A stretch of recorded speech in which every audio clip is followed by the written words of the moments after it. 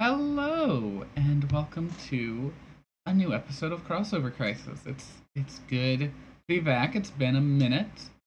Uh, Has we this particular episode we meant to get out, maybe about a month ago.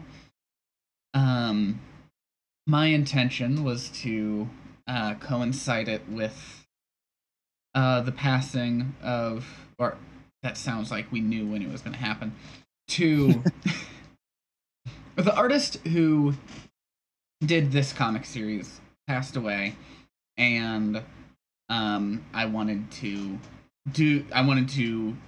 make this the next episode when that happened, to commemorate him, to celebrate his life and his works.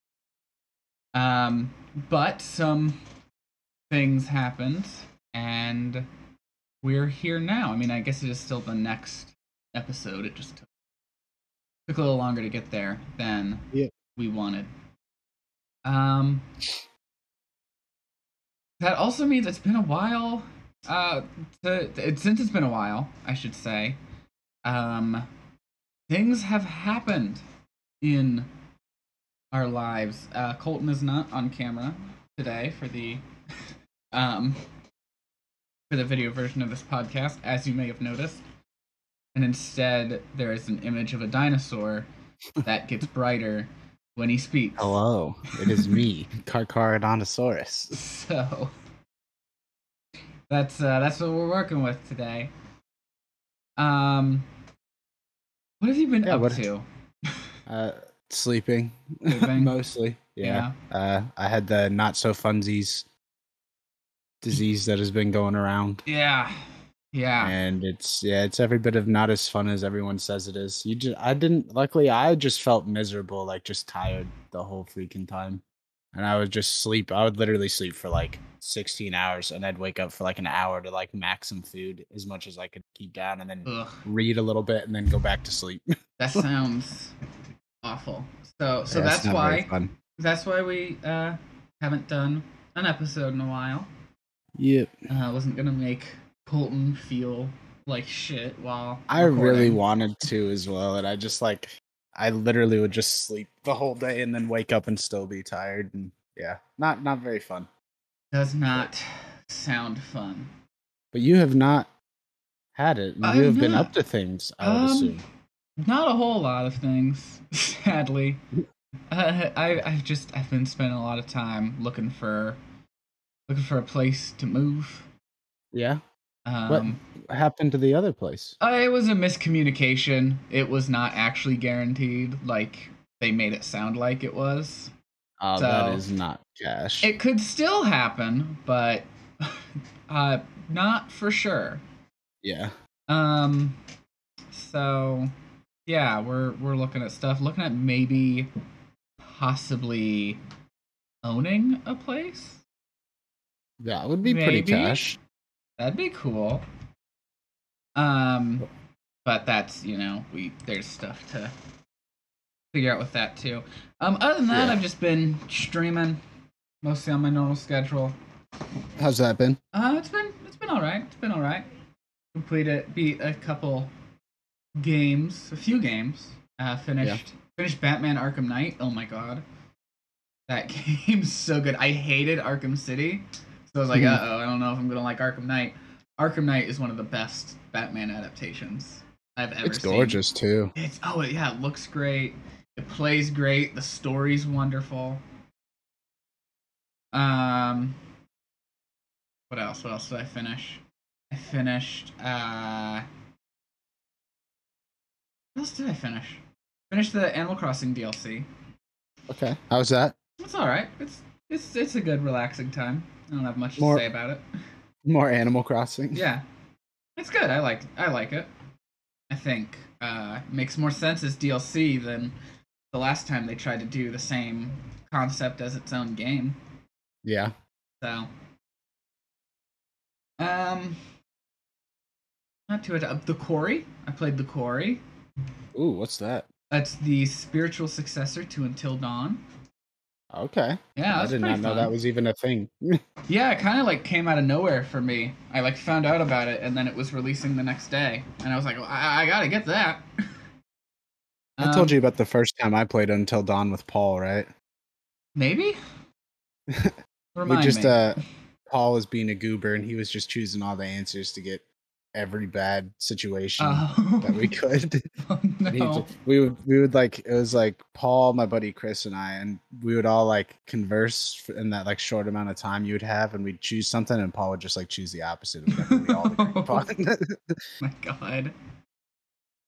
But that's awesome. I'll have to check that out because Until Dawn was pretty fun. So Yeah, I'll say Until Dawn I think has a better story, but I yeah. think I had more fun playing the Quarry because I feel like Mhm. each decision I was like thinking through more, where I Yeah. was like, oh, this could I don't, oh, this could mean this and then it could happen, and so I was more worried about every choice I made. Do you have longer to figure out some choices in this game than you Um, do in Until Dawn? Because I remember there was a lot of like most really fast stuff in Until Dawn. most choices aren't timed, but some are. Okay. Um, but I mean, you can just pause the game if you Oh want to yeah. think I don't about know. it more. I always just panic at that point. I'm like, oh fuck, I have like 2 seconds. But no, But that's yeah, awesome. that's what I've been up to. Um, yeah. So usually this next segment is where we would give our opinions on the original materials that are being crossed over here. Um, but that in this case is the entirety of Marvel and DC's comic histories. So we're gonna start at A. So, yeah, so Amazing Spider-Man. No. I I like comic books. I like Marvel and DC. They have good characters. I can't really like there isn't like specifics I can get into. Mhm. Just cuz there's so much. But they both have great characters. I collected single issues for like a couple years and then realized that everything always resets to the status quo and it doesn't matter, and I'll just get the trades of stories that look interesting. Mhm. So that's easier. That's true. Yeah. Which So do you know more about? Do you know more about Marvel or DC oh, here? definitely more about Marvel for Yeah. sure. Okay. Just because the movies, I like got really into the movies and then wanted to know more about the comics, and Mhm. DC was not able to capture me in the same way. There's still plenty of good stuff from DC, but they were not able to grab me in the same way Marvel did. Yeah. So, what about you? How much experience do you have reading the comics from the big two here? I've read more Marvel stuff than I've read DC stuff. My local or like the public library in a small little town of Iowa would get in like Spider-Man, Iron Man, and Deadpool comics. And Hmm. so when I Okay. was like 7 and 8, that's what I would. But that's what got me into it. So I definitely know more about Marvel, but I mean, I need to. favorite Marvel character. Oh God, that's hard. Um, fuck. I've always liked Squirrel Girl. She's not like my favorite, Oh, yeah. but I have always thought that since I played what was it, Lego Marvel Superheroes, and Squirrel Girl was in there, I thought that was the funniest thing in the entire world. So I've always liked her, but honestly, She Iron is Man. the strongest character in the Marvel universe. Yeah. Like literally no joke. She has single-handedly defeated Thanos. Yeah, she's kind of a baller. I just That the is name the is entire funny. point of the character is that because it's funny that Squirrel Girl can defeat anyone, then she can. Mhm. Yeah, I mean for me it's Spider-Man all the way. Yeah. Yep. 100%. Such an easy that's an easy question for me. Um but I also love characters like I like a lot of the lesser known characters. Mhm. Ironheart, who will become a little more known very soon with an Mhm. MCU appearance. Gwenpool. is real fun. I don't think we're ever gonna see her in live action because that sounds really difficult to work with and make We work. could. It'd be But kind of funny if we got like a passing thing in the next Deadpool movie about it, and like the it's multiverse or something. And well, he's like, "No, this isn't your movie." but she's not Deadpool. Is the thing. She's not related to Deadpool at all, and she's not related to Gwen Stacy at all. What? Everyone thinks she's like, oh, what if Gwen Stacy was Deadpool? No, she is Gwendolyn Poole, and she is from our universe. She is a Marvel Comics fan from the real universe who gets pulled Oh into the Marvel yeah, you universe, told me this. Yeah. and her power is her knowledge of the comics she's read. So Knowledge is power. yeah, Yeah. and Miss Marvel, who's definitely not an unknown character anymore, but is still very relatively new. She's one of my favorites.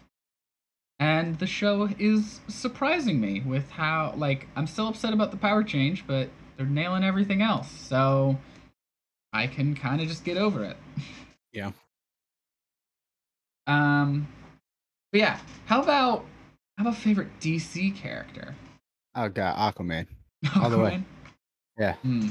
That is I liked it. Well, first of all, like Jason Momoa getting cast as Aquaman, I liked. Mhm, And then the other thing is like I just always loved the riffs that SpongeBob had on TV about like King Poseidon and stuff like that. And for some reason when I was little, I thought King Poseidon was Aquaman. And so like Sure. that's why I've always liked Aquaman. Um, What about you? for me, that is the harder question. So that's funny how that like went, a little back and forth like that. Um, probably the Flash, just Yeah. because I really liked the show for a while until it just kept going and going and going and so It's okay dear to learn God, to stop. someone end this. Um, but Flash is good. I've learned to like Superman. I used to not like Superman, and then I read some good Superman stories, and Okay. I was like, okay, I can. I like Superman. Also, Superman and Batman both are at their best when they're together. Yeah. Yeah, those are the best stories for both of them when they're working together. The brains and the brawn. Exactly. There's this great arc. I'm sure I don't know if I talked about it on this podcast before or like one of our older ones or whatever, but there is this really good arc from when I was collecting single issues in Batman/Superman where they took on the Batman Who Laughs, and that was great. I love that. That's some of the best DC stuff I've read, honestly. Yeah. Which may upset some people who are more into some of those big events, but I think Marvel. I don't know. I don't think I can comment on who has better events because events are very hit or miss. Yeah. Sometimes you can tell that like, oh wow, that like there was like a real creative vision behind this, and someone had an idea for what they wanted to do, and they really went for it. And then the other half of the time, you're like, wow, this was mandated by editorial. Wow. None of the authors care about what they're writing here. They were just assigned characters and told to write about them for the event. Yeah, why make that? Yeah. Money. Oh, well, yeah. Yeah. So and both have that problem. So I could not say who has better events. Anyway, speaking of events, this doesn't really count as an event because it didn't have any tie-in comics, but it was a big deal. There's a big thing going on. Let's talk about it. JLA Avengers or Avengers JLA, depending on who published that particular issue. It's been a while since I read it, just because we planned to record this. Yep. Longer ago, but what do you think of the story in it? I also read it a while ago. I liked it. It's honestly the first comic that I've read too in a hot minute. Mm-hmm. So it's kind of refreshing. Yeah, no, I liked it. Yeah, it's fine overall. There's some really weird stuff in it. Mhm. Like Captain America is written so out of character the whole time. The whole time. Like, so when the Avengers first enter the DC universe, and they discover that the DC universe treats its heroes with a lot more admiration than the Marvel universe does. You know, they love them. There's a museum dedicated to the Flash. You know, everyone loves Superman, all that. And Cap is pissed about it for some reason. He's literally a symbol. Yeah, it like, and I think the most bizarre moment in this entire thing is, well, actually, there's two. One, he calls Superman a fascist, which what? Huh? Two, um, Scarlet Witch and Quicksilver, who are mutants. Please keep in mind how mutants are treated in the Marvel universe. As you know, an allegory for racism and homophobia and whatever other civil rights movement. Mhm. They see what happens in the DC universe and sees that people love their heroes there, and they're like, "Wow, this is this is great. Oh man, I wish it was like this, you know, where we lived, or people would, you know, could be nice to us. That'd be really cool."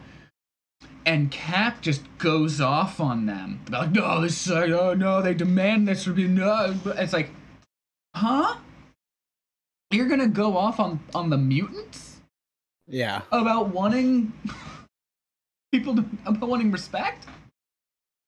So truly bizarre.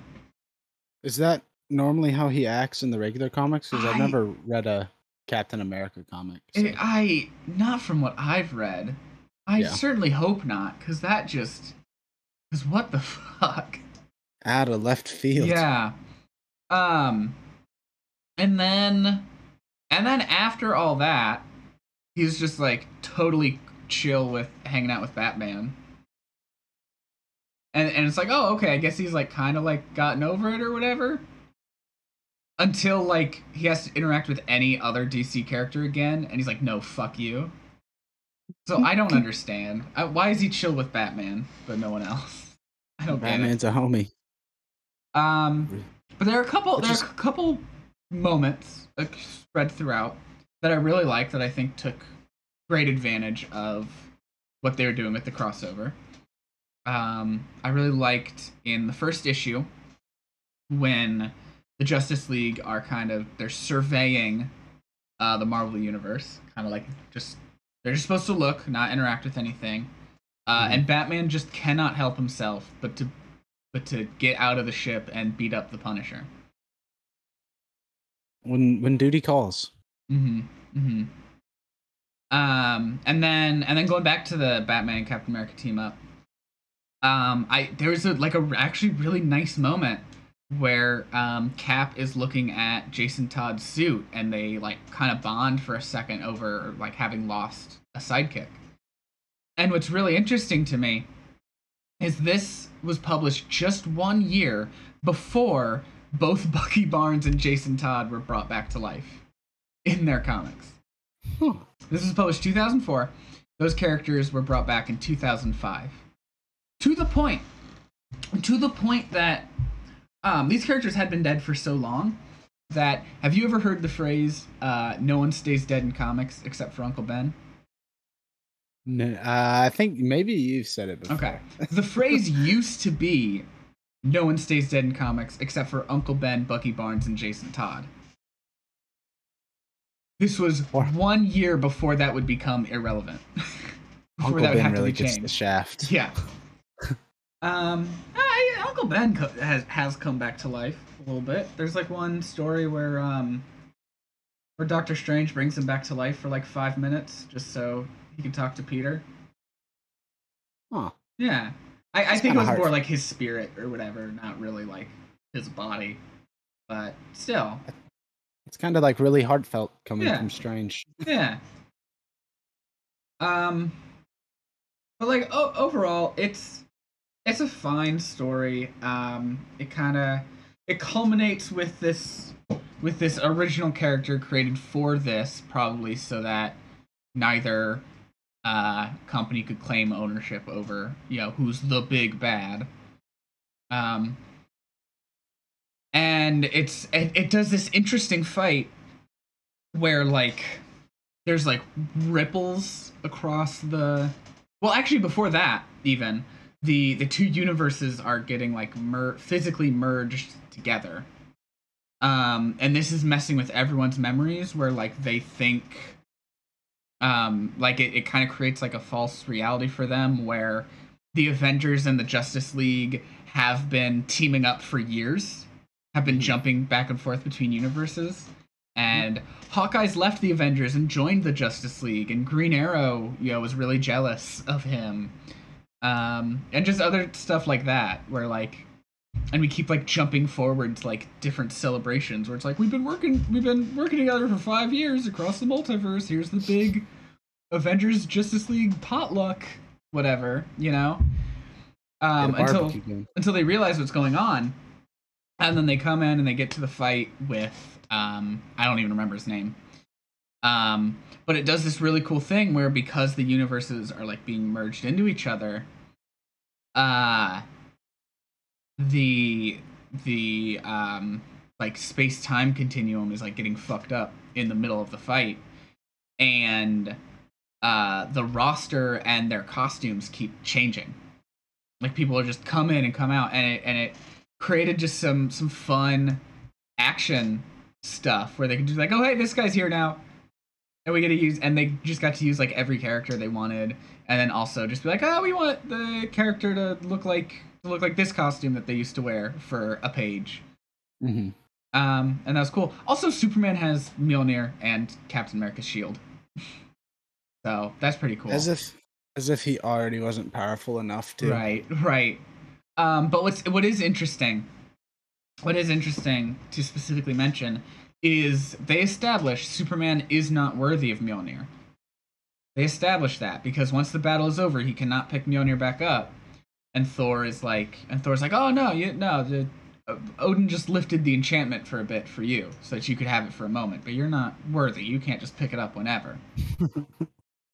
So that's interesting to see. Which is funny too, because isn't he like his chosen people?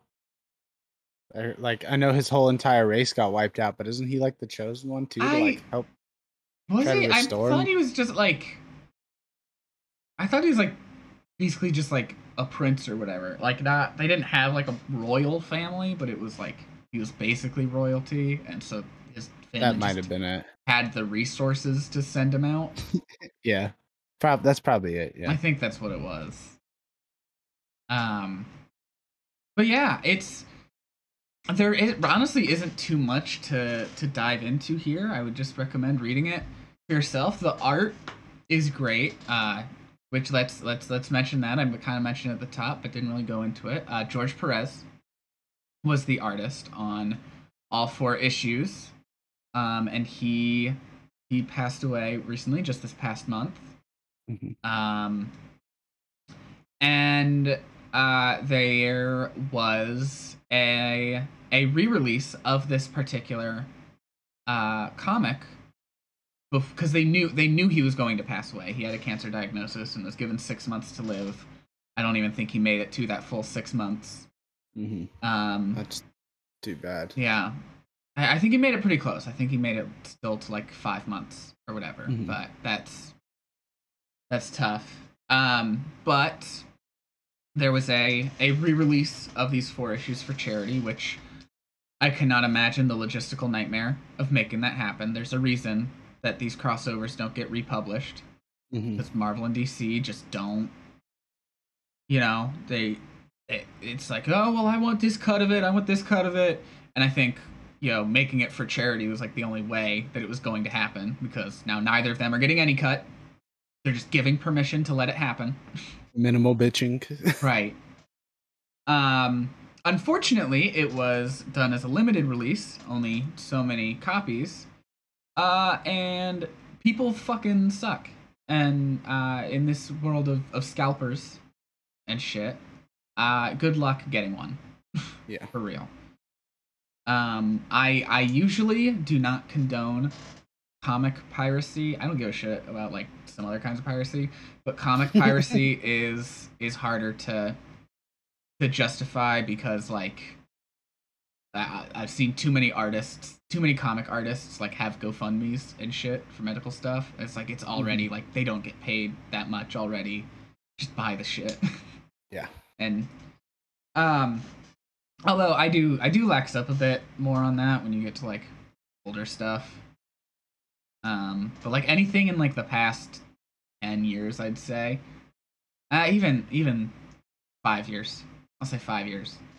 Like try to get physically if you can. Also, there's digital storefronts, so yeah, all And a that. lot of the when I went to the big Mile High Comics in Denver and stuff, like even a lot of the newer comics that were coming out were still only $15 or so. Yeah, So $15 isn't that much in the grand scheme of yeah, things. and that's for like If you a enjoy it. trade, right? Like a Yeah. single issue is like, I mean, a single issue they've gotten more expensive. They're like $4 now, depending on page count, maybe even $5. But yeah, but save up for that trade. You know, that's going to be cheaper than the individual single issues. Mm-hmm. Um, but yeah, I if I'm remembering correctly, this was the last time Marvel and DC did a crossover in the comics, and it may be the last time they ever do it because now both companies are owned by much larger corporations that don't really care if the comics industry goes under. Yep. Because that's the thing. These crossovers, every time they happened, were kind of when the industry was at a low point and needed a sales boost. These were a pretty good sales boost, typically. Yeah. And comics industry kind of needs that again. But now we've got Disney and AT&T at the reins, and they don't care that much about the comic industry. As long as they've got these characters to keep making movies with, they don't really give a shit. They almost kind of benefit from not giving a shit about the comics too, because then if the people don't read the comics, they'll just come see the movies. That's the only source of the medium. Yeah. Now, I don't think comics are gonna fully go away forever. No. But I do think it's possible that Marvel and DC may stop being comic publishers and instead maybe license holders for these characters that make their own movies and whatever, and then license out the characters to other parties to make comics about. Which would suck. But that may be the direction we're headed with the comic industry. And it's kind of already happening. IDW is making Marvel comics for younger readers. The Marvel Action line. So I didn't know that was a thing. Yeah, I've read one of them. They're for younger readers. I was not the target audience. So but yeah, it's shorter episode this time. There's just is not too much to talk about with this one. Especially just because it's been a while for us. But I enjoyed it. I recommend you read it, make your own opinions. And but Colton, any final thoughts from you? Anything I didn't get to that you wanted to bring up? Not in particular. It's kind of like you said. I mean, it's a lot of characters that we've known and seen before. So, just seeing how they interact. Seeing how they interact. Lots of fun interactions. Lots of weird interactions. Looking at you, Captain America. You goober. But yeah, I think that is going to do it for this episode. If you're on the video version on YouTube, maybe let us know in the comments what some of your favorite crossovers are that you want to see us cover. And hopefully we're back on a regular schedule now, and we'll be back in a couple weeks. Goodbye. Bye.